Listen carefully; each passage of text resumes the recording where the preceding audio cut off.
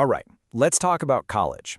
You've probably got tons of advice about which classes to take and what clubs to join, but we're going to focus on a skill that is seriously a total game changer for your success and your sanity. We're talking about how to be your own #1 advocate on campus.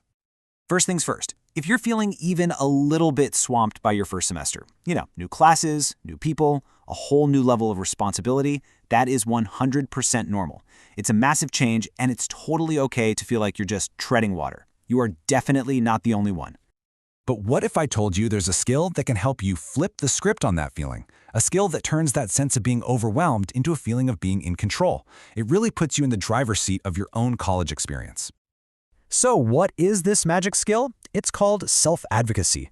And yeah, it might sound a little formal, little corporate maybe, but it's actually super simple and incredibly powerful. Let's break down what it really is. At its heart, self-advocacy is just this, speaking up for yourself. It's about figuring out what you need to do well, whether you're drowning in a chemistry class or dealing with a tough personal issue, and then actually asking for that help. It's not about complaining, it's about being a problem solver for yourself. So let's start building what I like to call your toolkit, starting with strategies you can use in the classroom. Honestly, knowing how to advocate for yourself academically can make a world of difference for your grades and, maybe more importantly, your stress levels. When it comes to academics, it really boils down to 3 key steps. First, you gotta understand your rights. You have to know the rules of the game. Second, you need to be able to talk to your professors. And third, you have to know when and where to ask for help. Okay, step 1, know your rights. You know that student handbook they gave you at orientation? Yeah, that thing's not just a paperweight. It's basically your contract with the school. It spells out things you're entitled to, like maybe getting extra time on exams if you need it, or the option to take a really hard classes pass-fail. Knowing what's in there is your first move. Now for the part that can feel the most intimidating, speaking up. But look, it doesn't have to be a big confrontation. A simple, polite approach like this works wonders. You're being direct, you're focused on a solution, and you're not blaming anyone. Your professors, they want you to succeed, but they aren't mind readers. You have to be the one to start that conversation. And of course, college is so much more than what happens in the classroom, right? This skill is just as crucial for your personal life and your well-being.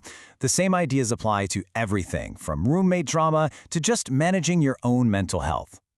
The playbook here is pretty similar. It's all about finding that balance, being assertive but not aggressive. It's about being crystal clear about what you need. And this one's a biggie. It's about learning to protect your own time and energy by not being afraid to just say no. This is a really, really important distinction. Being assertive means you're clearly and respectfully stating your needs. You're working with the other person. Being aggressive or demanding, well, that just shuts the conversation down. The goal here is always to open a door for discussion, not to win some kind of argument. Here's a perfect example of what that sounds like. Notice how it starts with, "I'm feeling," and "I'm wondering if." You're owning your own feelings and gently opening the door to find a solution. It's a really mature and effective way to talk to, say, your academic advisor when you're feeling buried. Self-advocacy is also absolutely critical for the really serious stuff. If you ever face something like discrimination, you need to be direct and clear. State how you feel, name the problem, and then propose the next step. In this case, meeting with the dean. It's a powerful way to make sure a serious concern gets the attention it deserves. So, here's the best part. You don't have to do any of this by yourself. A huge piece of self-advocacy is just knowing who your allies are. And trust me, your campus is packed with people whose entire job is to help you out. Just look at this built-in support network. You've got the Student Affairs Office, which is like a great central hub for everything. Your academic advisor is your go-to for classes. Student government can push for bigger changes, and that's not even counting tutors, counseling centers, or all kinds of student groups. These resources are there for you to use. So, just for a second, look at this list. If you had an issue right now, big or small, who would you call first? Just thinking through that ahead of time makes it so much easier to actually pick up the phone or send that email when you really need to. Okay, we've gone over the what, the why, and the how. But just knowing this stuff is one thing. Putting it into practice is what really counts. So let's talk about taking that first all-important step. If you only remember one thing, please let it be this. You do not have to be some kind of super outgoing, extroverted person to be good at this. Self-advocacy is not a personality trait. It's a skill. And just like any other skill, you get better by practicing.